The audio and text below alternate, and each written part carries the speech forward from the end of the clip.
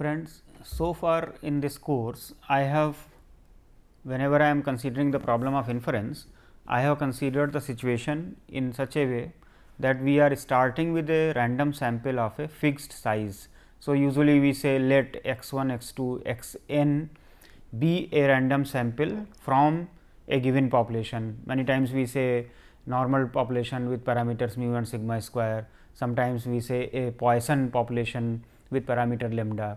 So, here the sample size is fixed. That means, whenever we are taking a decision, for example, we are making an estimate or we are making a test of hypothesis, we are having the full sample or you can say full data available with us, and on the basis of that we take a decision whether to accept a hypothesis or reject a hypothesis, or how to prepare a estimator, for example, a maximum likelihood estimator or a Bayes estimator or a minimax estimator, etc. But there is another way of looking at the things. There is another type of, you can say, experimentation, where we need not take a decision at a fixed point. Rather, we may, for example, suppose we are considering a testing of hypothesis problem. So, we can say that okay, if certain condition is satisfied, we accept the null hypothesis. If a certain condition is satisfied, we say it is rejected. But we also keep a provision of doing further sampling. That means, if none of the two previous conditions are satisfied, then we take some more observation and then we again prepare a test procedure and then we base our decision on that. And same type of thing is also true in estimation also. That is, we do not prepare the final estimate in the beginning, we prepare an estimate, then we take a decision whether how to use it actually. That means, we take some additional sample or additional observation.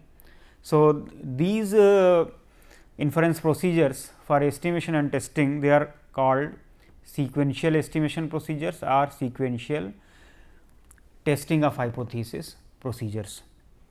One may ask a question that what is the need of these procedures. So, for example, if I talk about say sequential estimation, now you consider say the suppose I am considering normal mu sigma square and consider say x 1, x 2, x n. Now, x bar, the estimator for mean mu, it is for example, maximum likelihood estimator, it is UMV, UE, etc. And also we have shown it is a generalized Bayes estimator, it is a minimax estimator, etc. Now, what is the variance of it? Variance of x bar is dependent upon unknown parameter sigma square by n. Now, if you want to make it free from the parameter, then no fixed sample size procedure will make it. However, it was shown by Stein in 1945 that we can prepare a two-stage procedure, where we can actually make the power risk function or the variance independent of the variance of the unknown parameter. Similarly, in the testing of hypothesis problem, for example, we have calculated the most powerful test for say testing H naught against H 1, where both H naught and H 1 are simple hypothesis. In that case, the power function depends upon the choice there of the parameter there, and therefore, if there is a nuisance parameter, it will be dependent upon that, and we cannot consider uniformly minimization of that. So, in sequential procedure, one can actually make it free from that. However, I am not getting too much into the theory of sequential procedures at this moment. We will start with one of the basic procedures, which is given by Abraham Wald, and therefore, it is called Wald's sequential probability ratio test.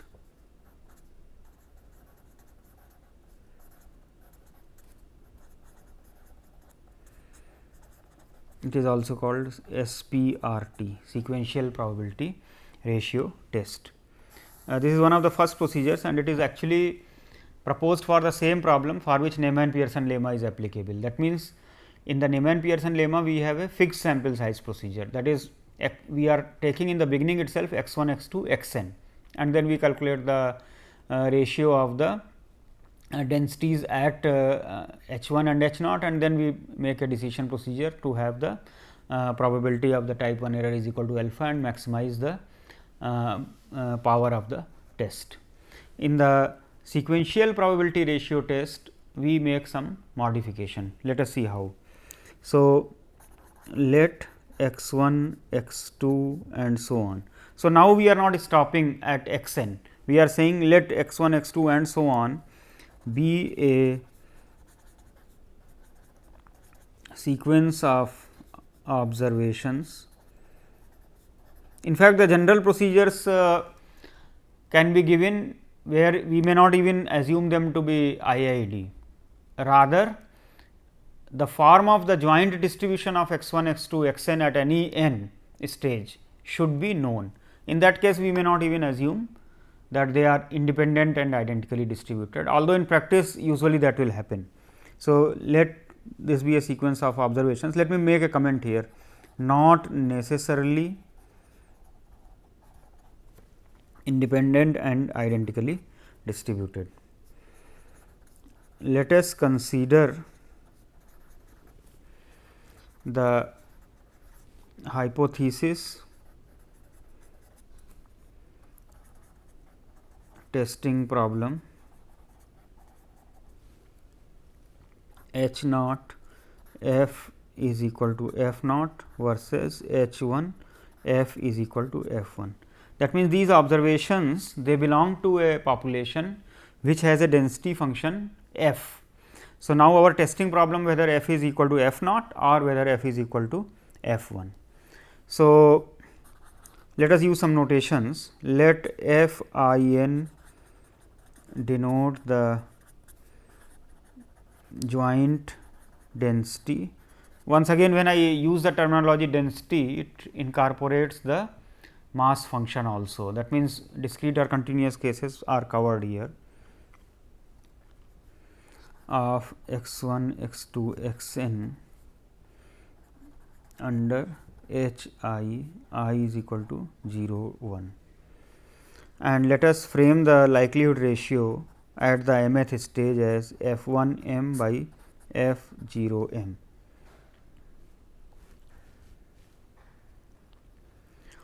Now, in the Neyman Pearson lemma,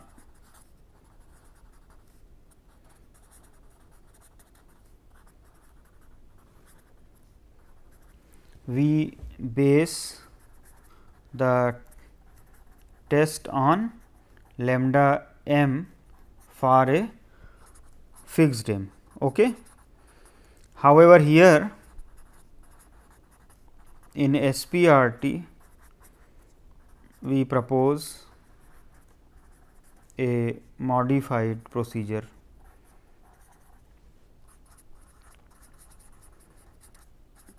As follows.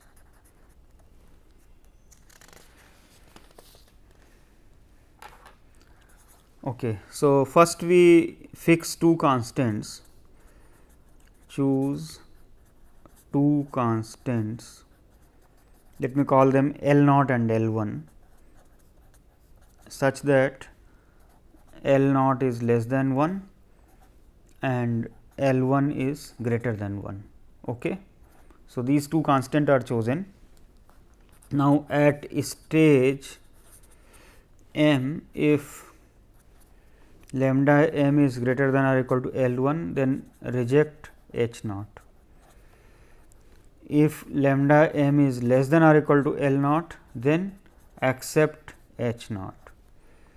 And third is, if L naught is less than lambda m is less than L 1, take one more observation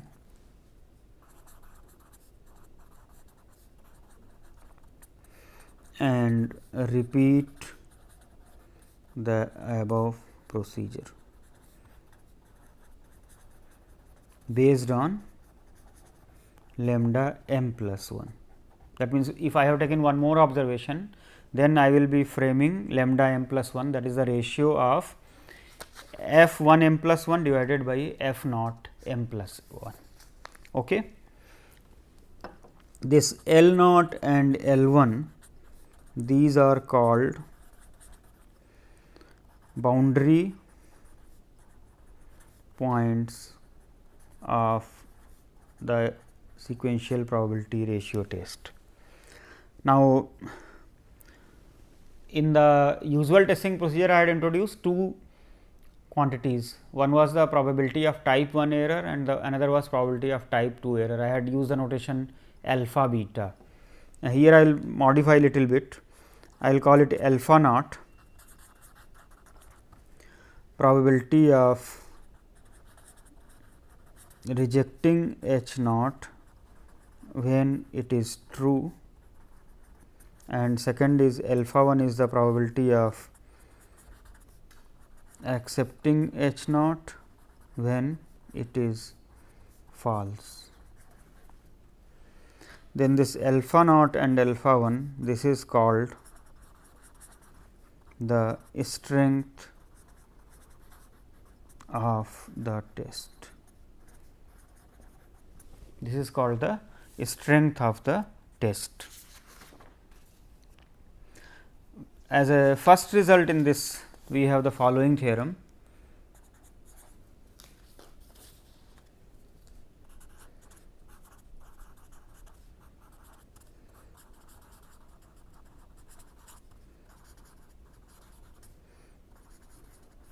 This relates actually this L naught, L 1, alpha naught and alpha 1. Okay. Because these are not just that any quantities this L naught, L 1 can be considered. They have some relation with the probabilities of type 1 error and type 2 error. So, I state this result in the form of the following theorem, theorem 1 let us call it. If the sequential probability ratio test of strength alpha naught and alpha 1 and boundary points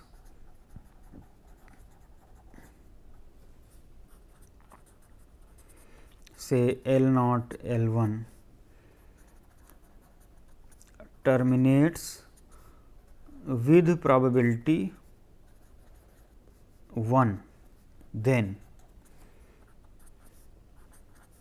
L naught is greater than or equal to alpha 1 divided by 1 minus alpha naught,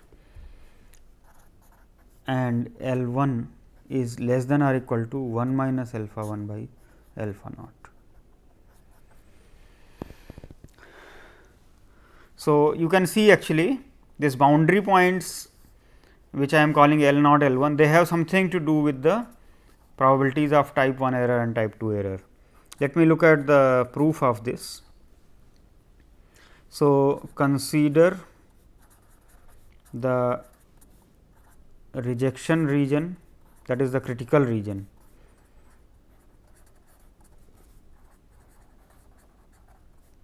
in m dimensional space.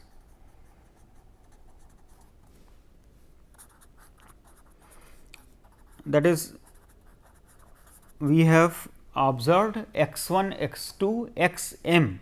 So, that is called stage m. So, in this case the rejection region is that, how we will describe it? Let me call it R m.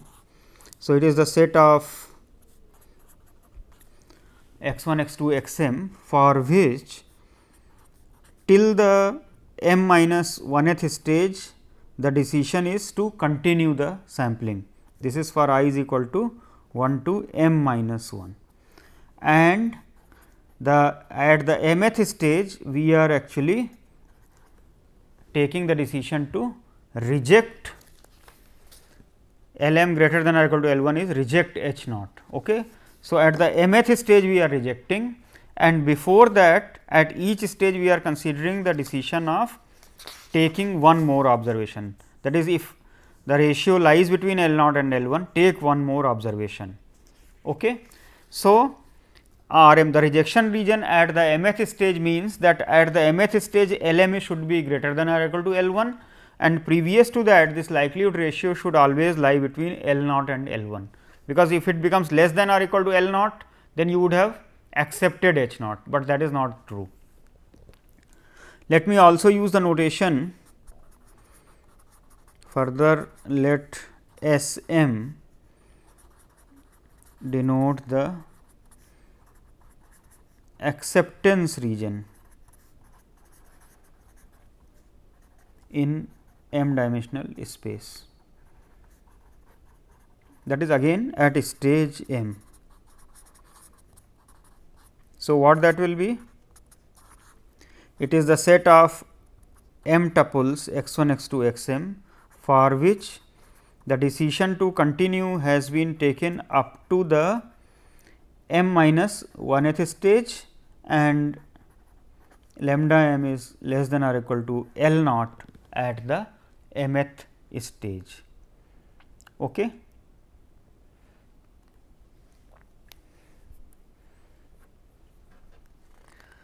Now, let us consider these quantities here which we have to prove. So, for example, let us take say alpha naught. Alpha naught is the probability of rejecting H naught when it is true. So, that is equal to integral f naught m d mu m over r m. M is equal to 1 to infinity. See, this is actually we can say it is the probability of rejecting H naught when it is true given stage m.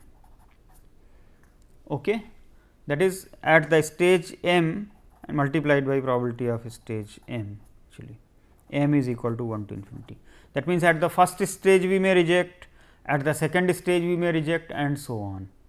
Okay. So, this can be simply written as the rejection region in the m dimensional space, where we are integrating from 1, that is we are summing this from 1 to infinity. This is denoting the stages in which it is actually occurring. I have written a generalized notation d mu m. What is the meaning of this d mu m? At the mth stage we have the density of x 1, x 2, x m. So, it will be with respect to a measure in the m dimensional space, whether discrete or continuous. So, I am just using this notation, mu m is the measure in m dimensional space, with respect to which this density f naught and f 1 m we will be talking about. Now, on R m we are having lambda m is greater than or equal to L 1, and what is lambda m? Lambda m is defined by f 1 by f naught. So, we are saying f 1 by f naught is greater than or equal to lambda 1. So, we can say f naught m is less than or equal to 1 by L 1 and f 1 m. So, d mu m over R m sigma m is equal to 1 to infinity. Now, see, when we say the decision is taken at the mth stage, if the decision is taken at the mth stage, then R m and S m will be complementary regions. Okay? Because the possibility that lambda m will lie between L naught and L 1 will not be true. See, this is the meaning, because once we are taking a decision at the mth stage, then R m and S m become complementary regions. So, 1 by L 1 m is equal to 1 to infinity, and this we write over the m dimensional space minus S m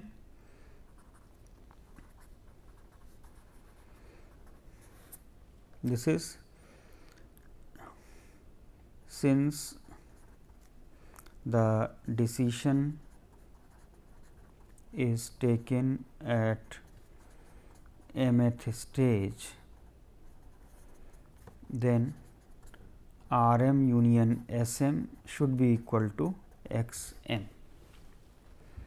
Now, this is equal to 1 by L 1. Now, this is integral over the full region. So, this is 1, and here you get this is the probability of accepting h naught when h 1 is true. So, this is alpha 1. So, 1 minus alpha 1 by L 1. So, this means that L 1 is less than or equal to 1 minus alpha 1 by alpha naught. So, this proves one of the statements here.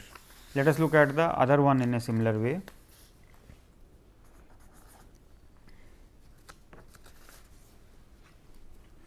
Let us consider say 1 minus alpha naught, that is the probability of accepting h naught when h naught is true. Now, that is equal to sigma m is equal to 1 to infinity S m f naught m d mu m. S m denotes the decision of accepting h naught at the mth stage. So, when we say accepting h naught, then we may accept at the first stage, that is when one observation is available, we may accept when two observations are available, and so on. So, that is why this is summation m is equal to 1 to infinity. So, basically what it is happening is again in the same way, it is summation 1 to infinity probability of accepting h naught at mth stage, when of course h naught is true. So, this can be expressed as this. Now, once again on S m f 1 by f naught is less than or equal to L naught. So, f naught m is greater than or equal to 1 by L naught f 1 m.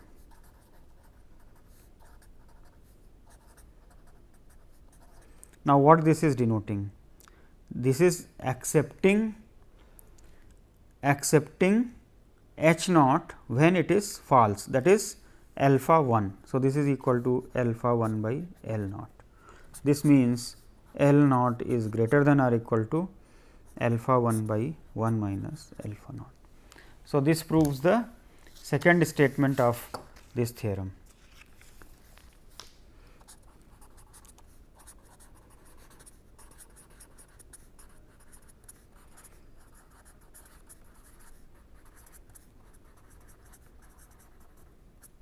So, this completes the proof here. Now, there is another related result which I will prove. Again it is concerned with the strengths, that is alpha naught and alpha 1 probabilities of type 1 error and type 2 error. Let me state it in the form of a theorem here.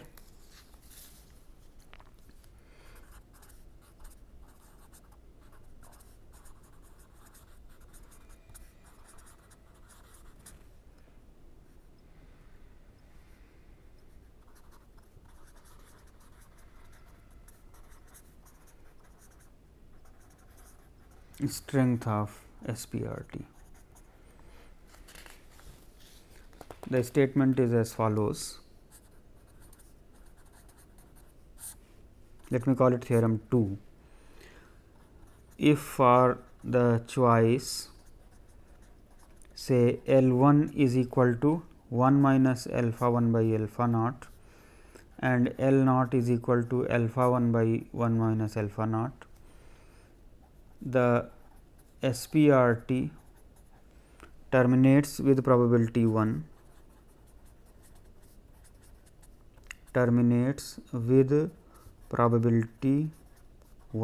Later on I will use the notation with probability like this, WP,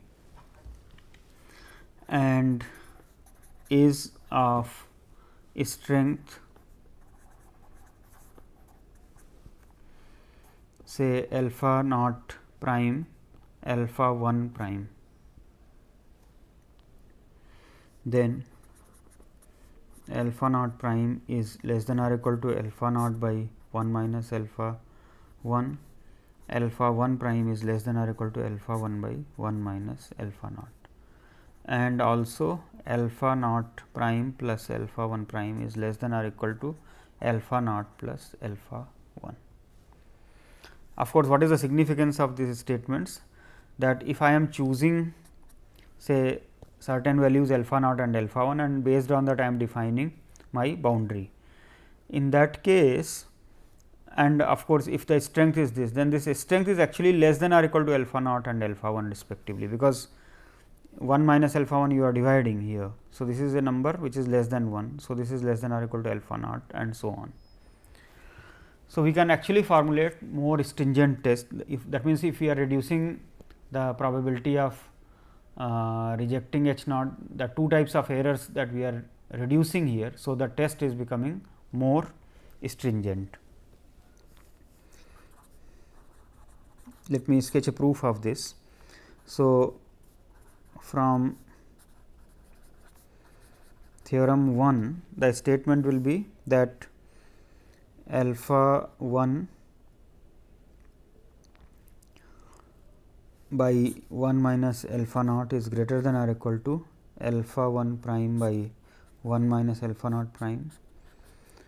So, this you can simplify. So, alpha 1 prime is less than or equal to alpha 1 by 1 minus alpha naught into 1 minus alpha naught prime, that is less than or equal to alpha 1 by 1 minus alpha naught.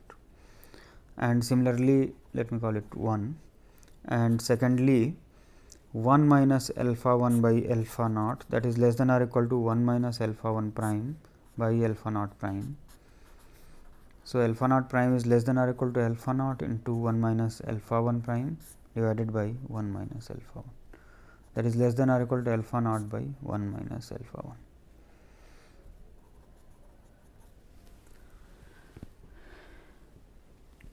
So, this proves these two statements. To prove this last part, let us consider, see this is star condition, this will imply that alpha 1 minus alpha 1 prime minus alpha 1 prime alpha naught will be less than or equal to alpha 1 prime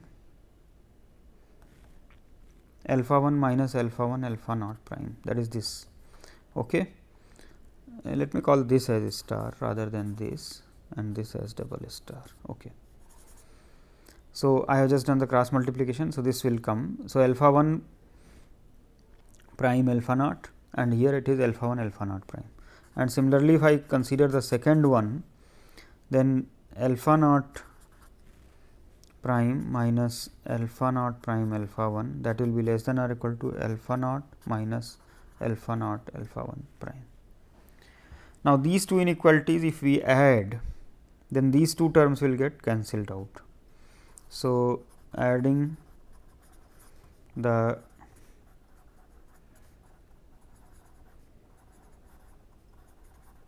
two inequalities, we get alpha naught prime plus alpha 1 prime less than or equal to alpha naught plus alpha 1.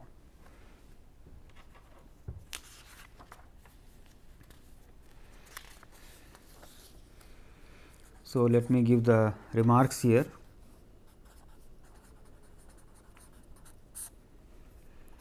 The above inequalities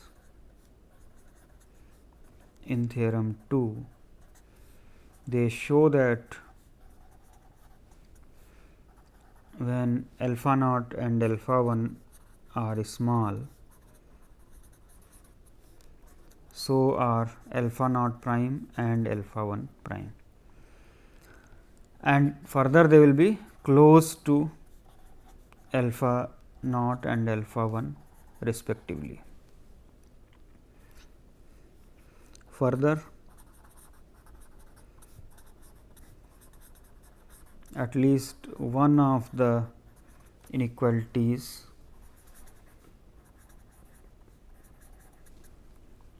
alpha 1 alpha naught prime less than or equal to alpha naught and alpha 1 prime less than or equal to alpha 1, these are true.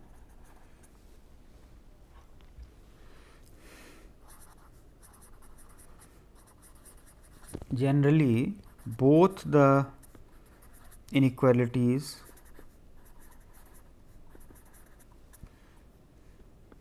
are likely to be true, and the special choices of L naught and L 1 in theorem to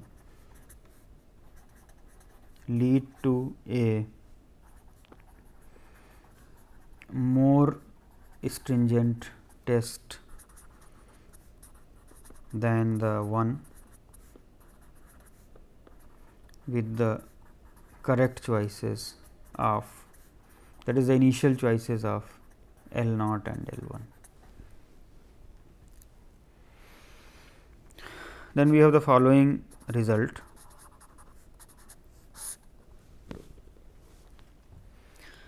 So, now I am relaxing that assumption here. In the beginning I wrote x 1, x 2, x n and so on is a sequence of observations, but I said they need not necessarily be independent and identically distributed.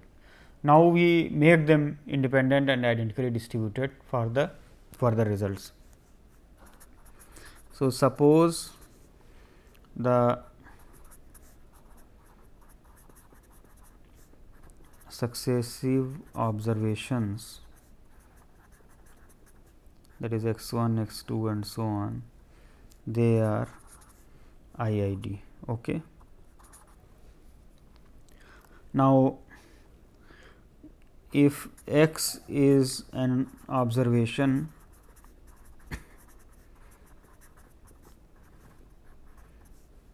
with densities say f naught or f 1 x under h naught or h 1 respectively, then we define say z of x as log of the likelihood ratio. Now, when we are considering the sequential procedure, then at each stage we are saying either you reject or accept or continue. So, whenever the decision to either accept or reject will occur, that we will be stopping at that. So, now that will be certainly based on the observation. So, it is a random variable. Let me denote in this notation, it will be actually an integer valued, or you can say positive integer valued random variable. So, let us define that. Let n denote the number of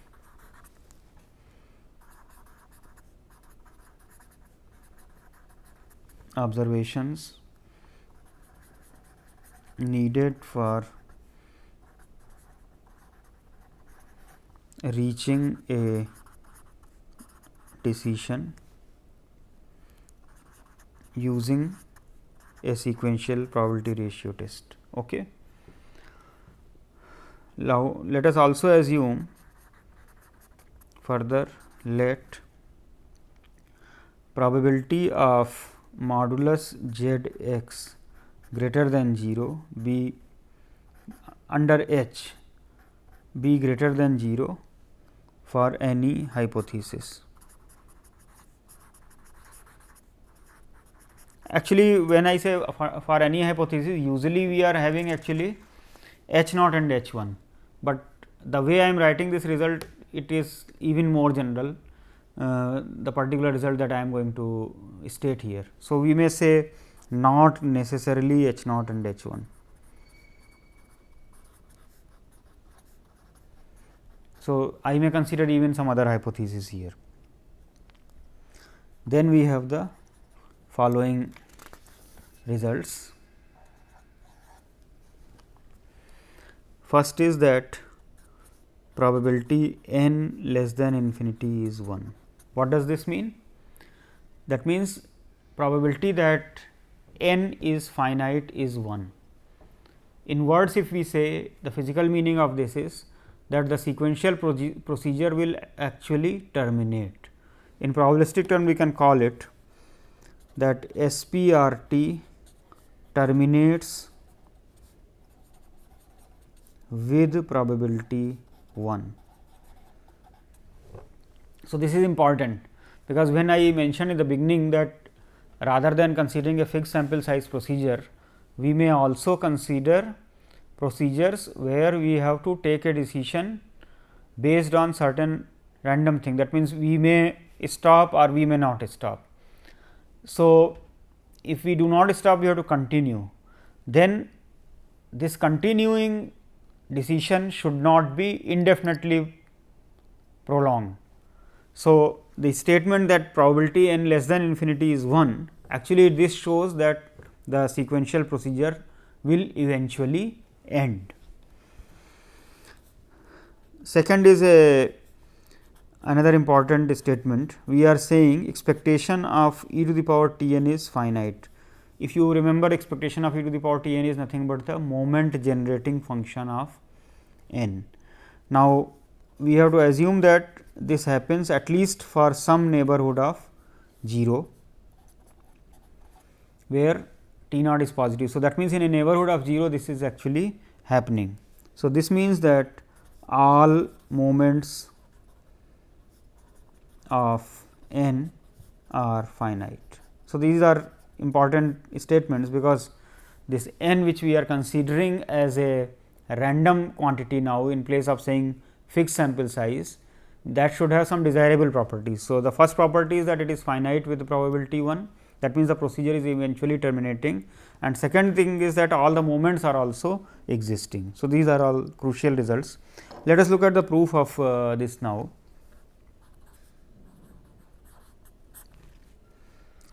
Now, we are considering the observations x 1, x 2 and so on, and I defined z x as the log likelihood ratio based on the observation x.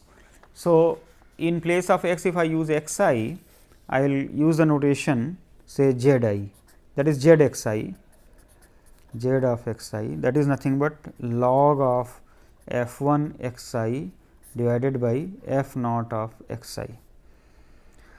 Now, each of this z I is based on individual x I alone, and x I's are assumed to be IID, that is independent and identically distributed. So, we can say that z 1, z 2 and so on, they are IID random variables. Now, let me define for fixed integer m and k, let us define r is equal to integral part of m by k. This is actually bracket function, integer part of m by k. Now, let us denote by S I the sum of z 1, z 2 up to I. This is called the partial sum, as we consider in a series.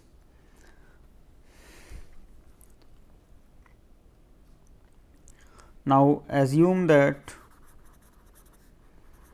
the sequential procedure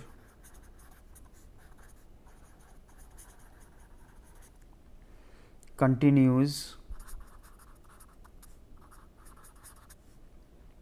up to stage m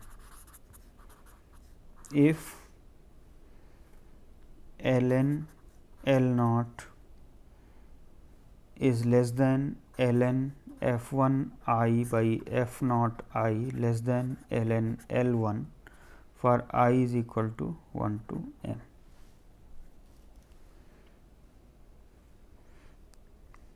That means, up to stage m we are continuing. Okay? That means, at each stage the likelihood ratio lies between L naught and L 1, that is the likelihood ratio which we are considering based on the joint density of x 1, x 2, x I. Okay. So, here I have written log of this. Now, the purpose of writing down the log is simple, because we can consider this summations here. Log of a product is equal to sum of the logs. So, this will be helpful here. So, we can say this quantity is nothing but, let me give some notation, L naught less than S I less than L 1 for I is equal to 1 to m.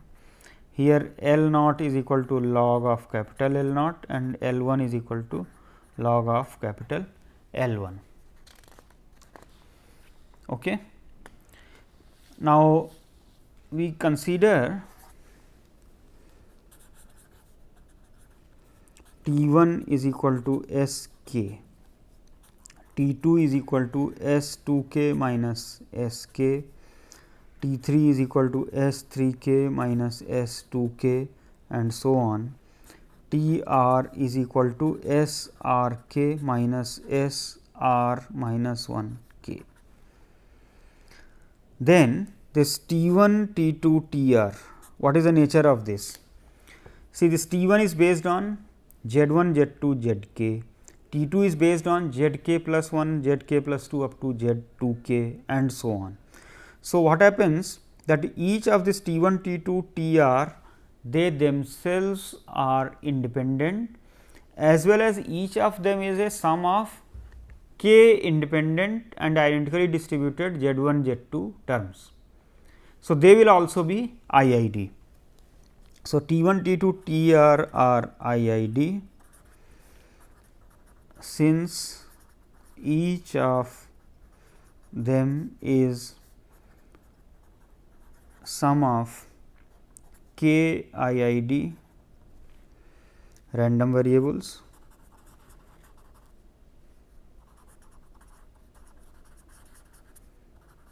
which are independent of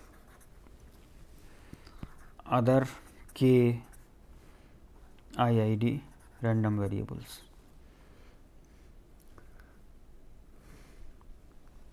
And also identically distributed with them.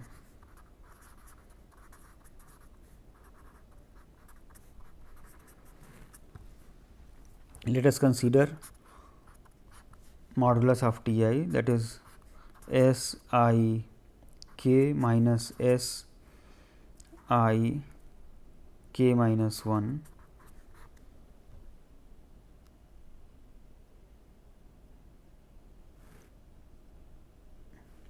sorry, this will be S I minus 1 k.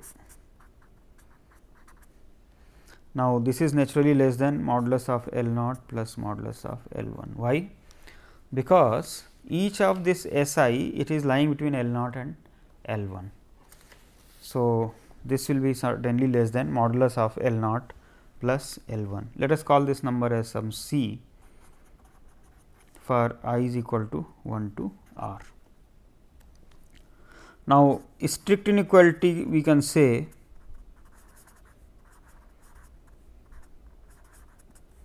as the intervals are open.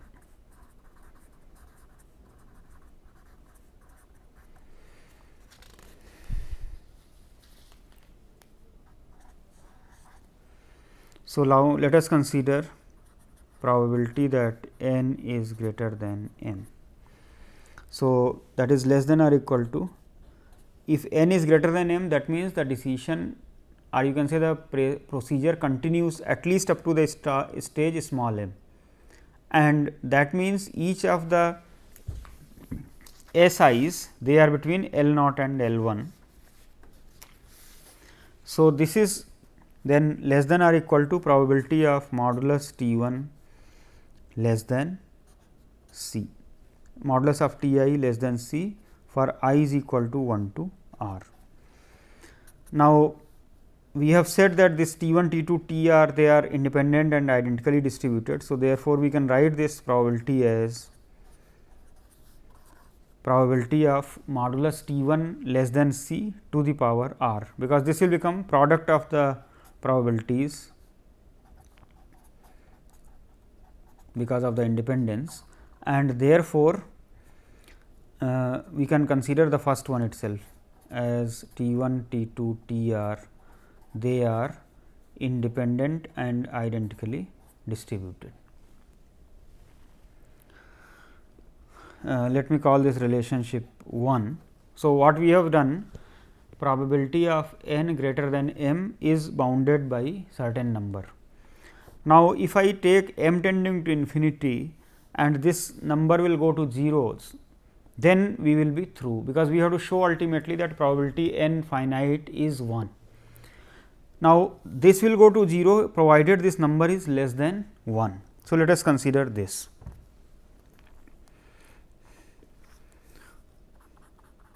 now we try to prove that probability of modulus T 1 less than C is less than 1. Let us consider the probability of modulus T 1 greater than or equal to C, then this should be greater than 0. Okay. Now, what this is equal to? Probability of modulus T 1 greater than or equal to C, that is equal to probability of modulus Z 1 plus Z 2 plus Z k greater than or equal to C. This is greater than or equal to probability of Z I greater than C by k for I is equal to 1 to k plus probability of Z I less than minus C by k, I is equal to 1 to k. What we have done that, see, if we say the sum of Z 1, Z 2, Z k and the modulus of this is greater than or equal to C, then certainly this condition or this condition should be satisfied, otherwise this cannot be true. Now, we are saying modulus of Z I greater than 0 is greater than 0. So, this implies there exists a d greater than 0 such that probability of Z I greater than d is greater than 0 and probability of Z I less than minus d is also greater than 0. Because if not, then this will imply that for all d greater than 0, probability of Z I greater than d is 0 and probability of Z I less than minus d is 0, but that will imply that probability of Z I greater than 0 will be 0. This is a contradiction. So, that means this statement has to be true.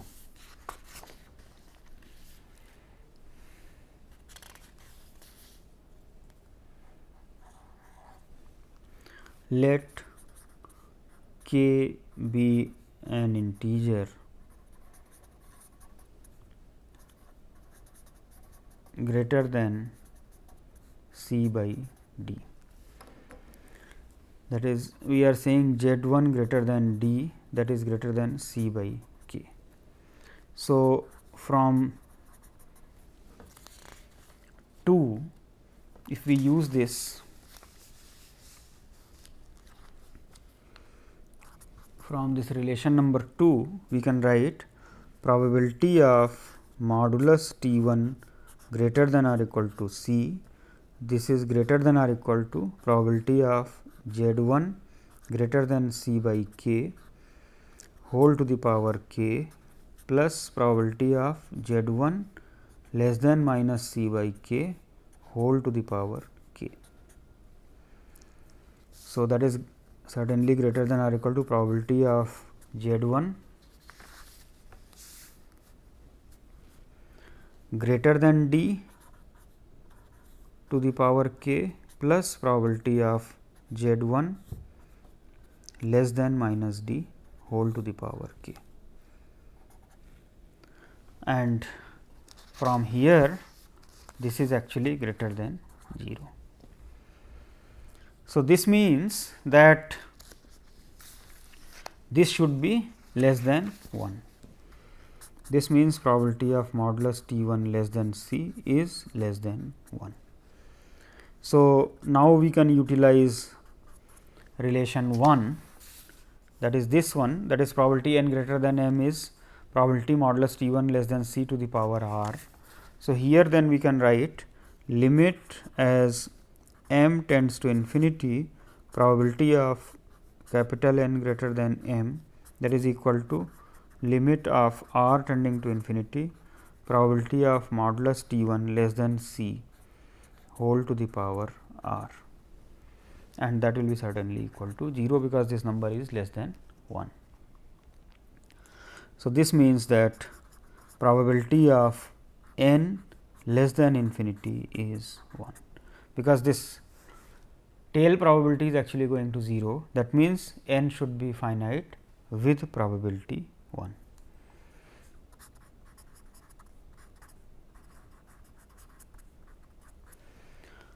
Now, we have the second part of the theorem to be proved. In the second part, we said that the moment generating function exists at least in some neighborhood of 0.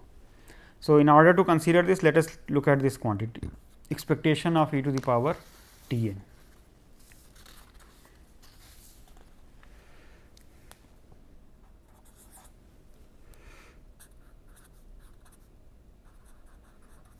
To prove the part 2, consider the MGF of n. So, that is m n t, that is expectation of e to the power t n. Now, that is equal to sigma e to the power t m, probability n is equal to m, m is equal to 1 to infinity. Now, this we can say it is less than or equal to e to the power t m, probability n greater than m minus 1, because this is probability of n is equal to m, and here I have included probability of n is equal to m, m plus 1 and so on. So, this quantity will become bigger. Let me call this relation 3. Now, let us define further, say something like r star, that is integral part of m minus 1 by k. And see this probability of modulus T 1 less than c, we said it is less than 1. Let us write this number as some xi. Okay. This is just our own terminology here we are introducing here, and this m was there. So, m minus 1 by k we are taking integral part, that is r star. Okay. This is integer part. This is okay. Then from this 3 we can write expectation of e to the power t n, that is less than or equal to sigma e to the power t m, probability of modulus T 1 less than c whole to the power r star, m is equal to 1 to infinity. So, where from this statement has come? We had initially considered probability of n greater than m less than or equal to probability of modulus T 1 less than c to the power r here. So, we are actually making use of that here, and in place of r I have written r star, because r was the integral part of m by k. Now, it is integral part of m minus 1 by k, because here it is n greater than m minus 1. So, that is the only change. In place of r we have written r star, and this quantity I am calling xi. So, that is equal to sigma e to the power t m xi to the power r star, m is equal to 1 to infinity.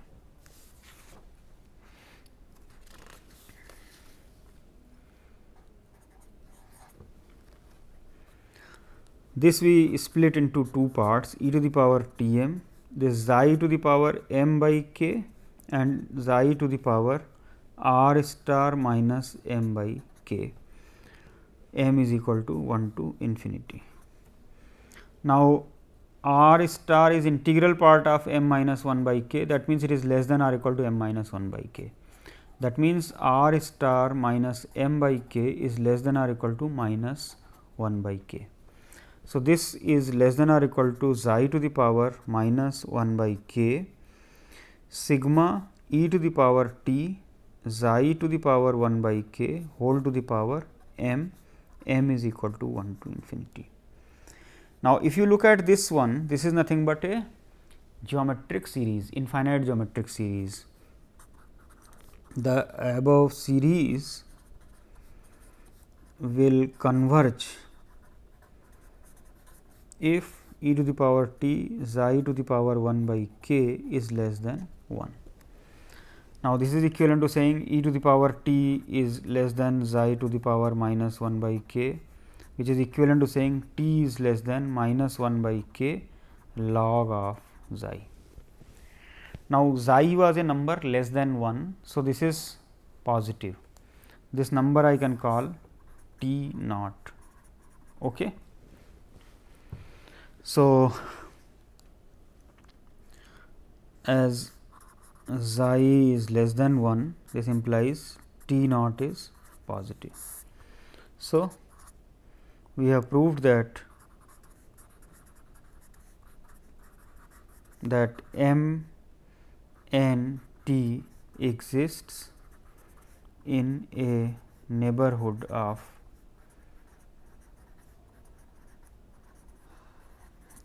hence all moments of n exist.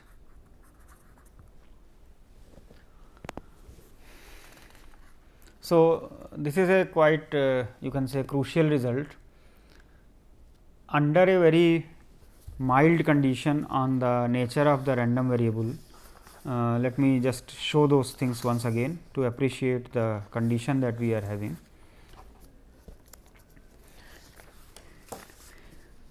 We are considering z as the log of the likelihood ratio, and we are saying that it takes positive value with a positive probability.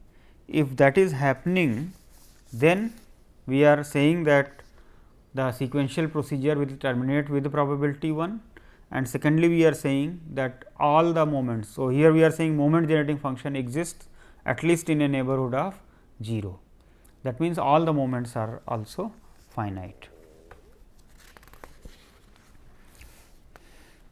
There is another useful lemma that we will be having. I will be looking at the proof of it in the statement and the proof in the next one, which will be useful in further properties of this sequential probability ratio test. The result that I have proved now, actually it is for a general sequential procedure.